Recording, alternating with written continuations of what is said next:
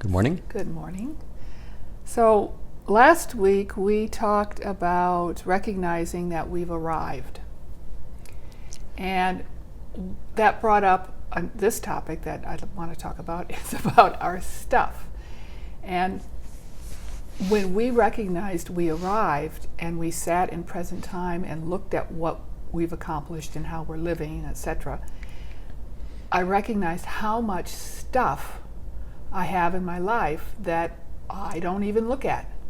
Like I went through the garage and we had a big box of CDs from MA1 from the very beginning that we'd moved many times, and so I recycled them. I went through the garage, and I'm still going through closets and things and giving away to Goodwill things that really have just been sitting there. Yeah. Clutter, and it feels good. Yeah.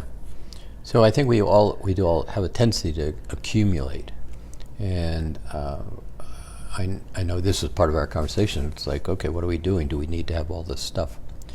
So stuff is an interesting thing. I used to do lectures, and one of the things I remember this one where I was talking about how we collect stuff, and when was the last time you looked at the box of stuff? Yeah. And how much stuff do you have in storage units and those kind of things? And I remember one time saying, some people even have their 6th grade social studies report, and a woman raised her hand in the class and said, "I do." Oh no. And I said, "Do you know where it is?" She said, "Oh, sure, it's in a box." Well, and how long ago have you looked at it? "Oh, it's something that I'll keep forever." Why? And so that was the point. But this lady was funny because she kept accumulating. And I said, "Well, how many storage units do you have?" And it was kind of an incredulous look, like, "Well, of course, I have 2. Filled with 2 stuff. storage filled with stuff." And it was funny, everybody laughed. But the point is, we accumulate.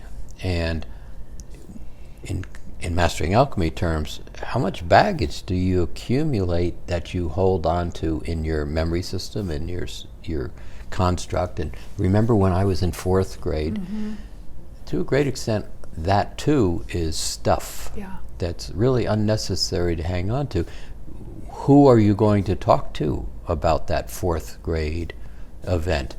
There's nobody in your life anymore. You've moved, you've grown, you've married, you've left the area you lived.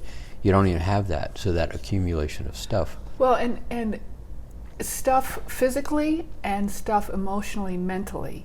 And so in the process of me cleaning out the garage and the clothes closet and the office, it felt freeing to put all this stuff in the back of the car and take it away. Give it to somebody who wants stuff. So that's stuff physically, and at the same time I was releasing that, I was releasing the baggage that had previously convinced myself I needed to keep that. Sure. Does that make sense? Yeah, absolutely. So the whole process, physically and non-physically, is very freeing. Yeah. And then walking around the house and seeing how simply we live, how clean my office is now, it's a wonderful feeling. Yeah. Another part of this is Justin's wife's aunt recently died, and they went to clean out her house. And the reality was she had stuff, a lot of stuff, of which it had no value to anybody else. All they saw was junk and garbage, and there were nice things, but the nice things were not their nice things. They were meaningless. Meaningless. So who wants your stuff that you're holding on to so that? And how often do you hear kids say, well, maybe on occasion, gee, I really like this, and that's that family lineage type of thing. But there's an aspect of most of what's there is of no use to anybody else. When my parents died, my sister and I went through the house, and my mother had collected a whole closet of plastic containers, like margarine containers, and for why? Yeah, they were And just there. neither Debbie or I wanted any of their stuff. Oh, I wanted that margarine container.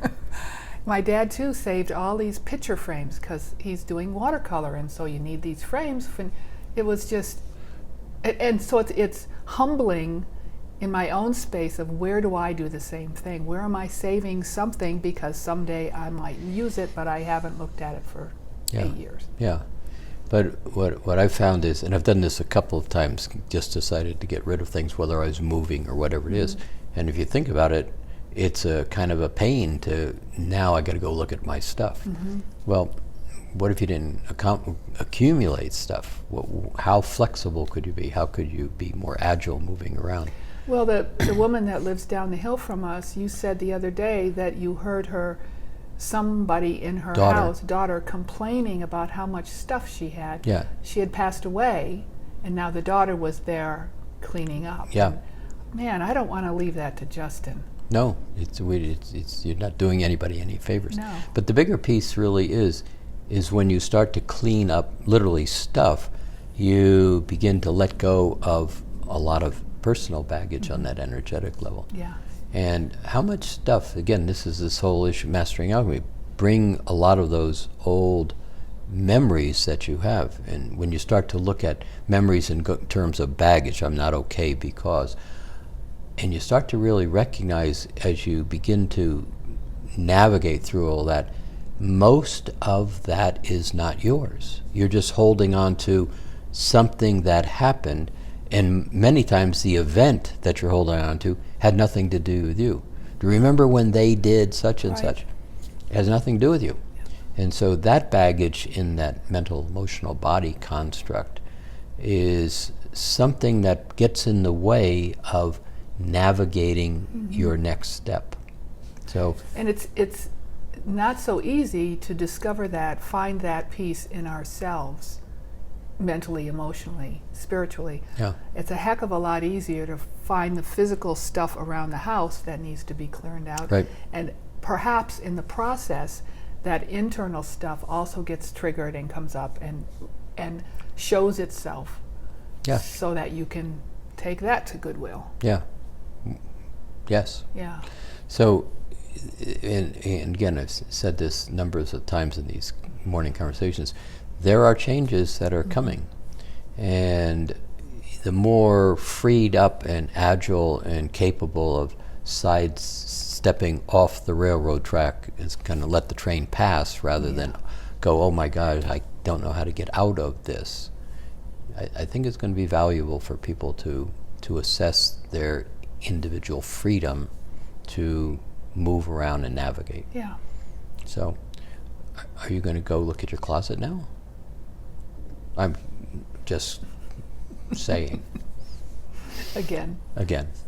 So, I'll go look at my closet, Yes. and you can look at your closet. And we can be free Yeah. of our stuff. Yeah, Very good. so, okay, great. Now for breakfast. Yay! Okay.